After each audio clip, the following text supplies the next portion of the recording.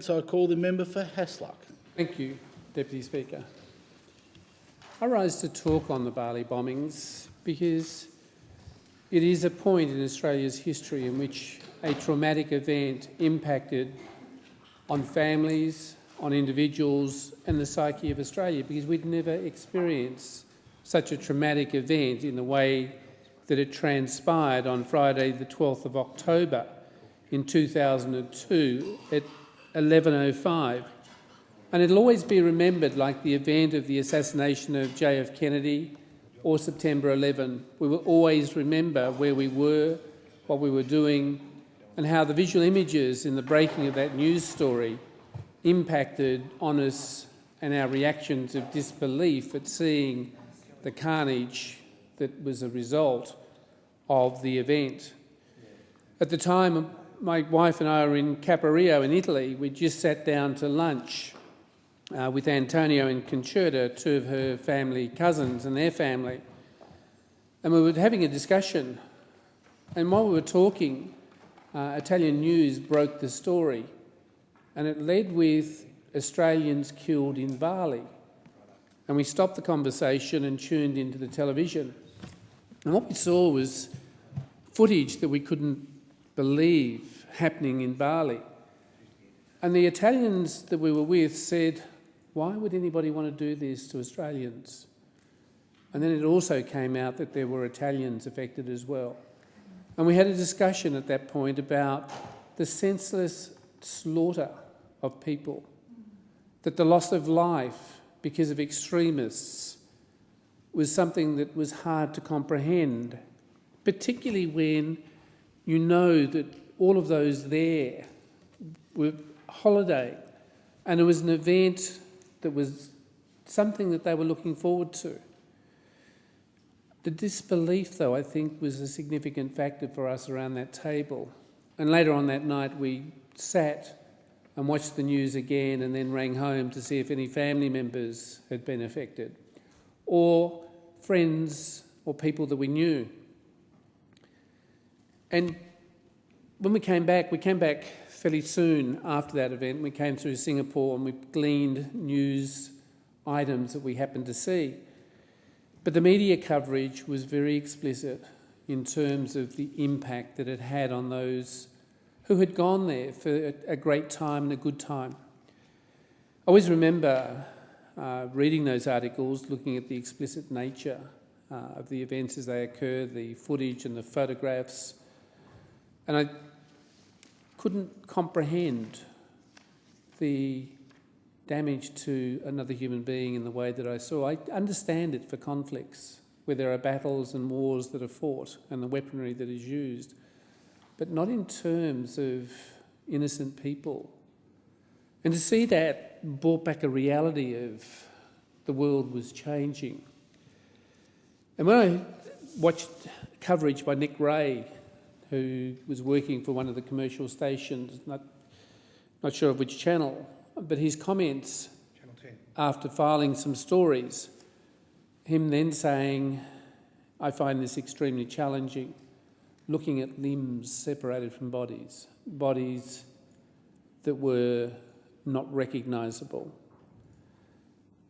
And the thing that I always think about in terms of the Bali bombing, it doesn't matter when the context is, and I think it was brought home very sharply at the memorial service held here in the Parliament, when Professor Fiona Wood, made her profound comments about the humanity of goodness in a time of crisis and in a time of need.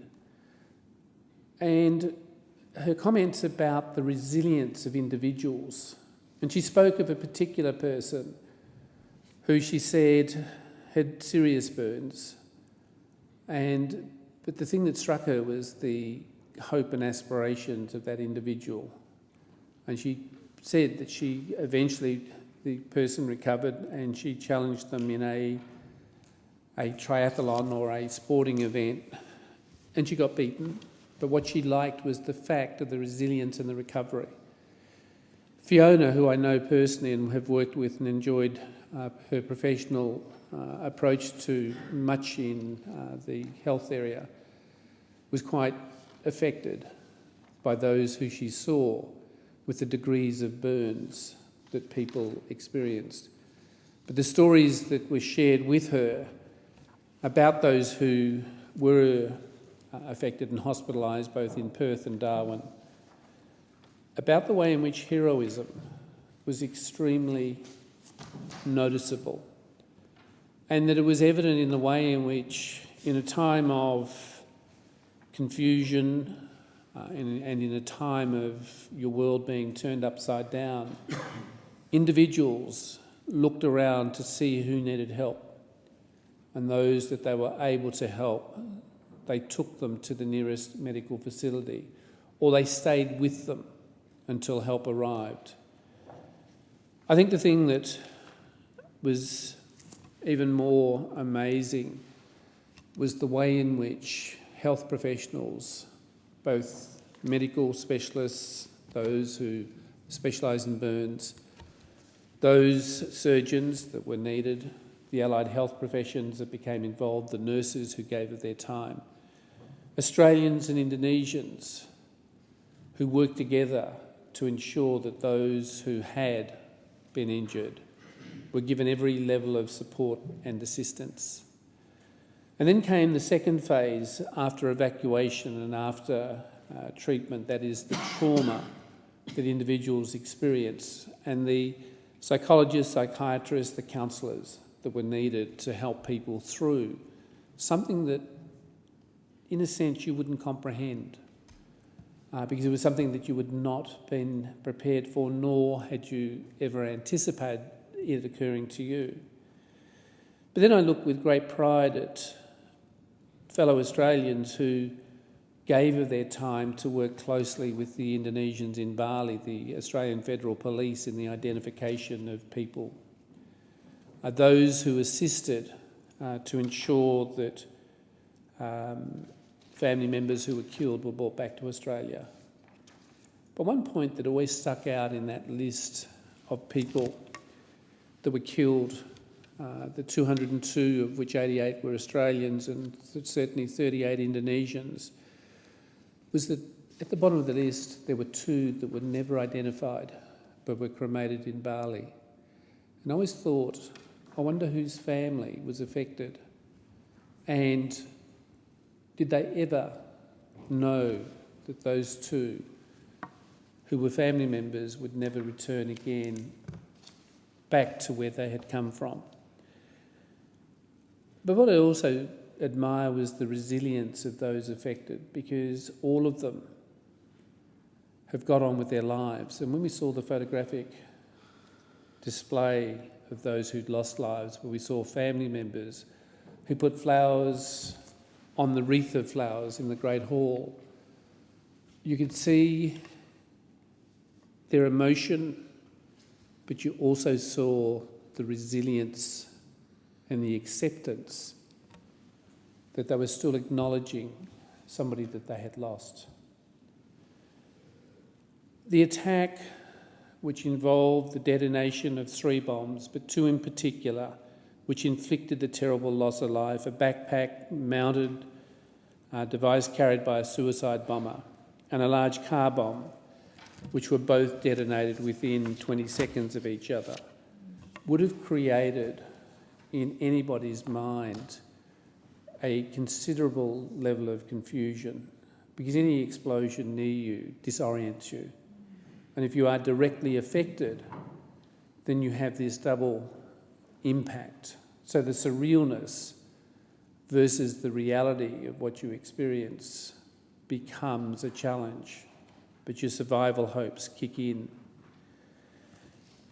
The way in which we responded in partnership with the Indonesians was incredible when you give consideration to the logistics of responding to such an event.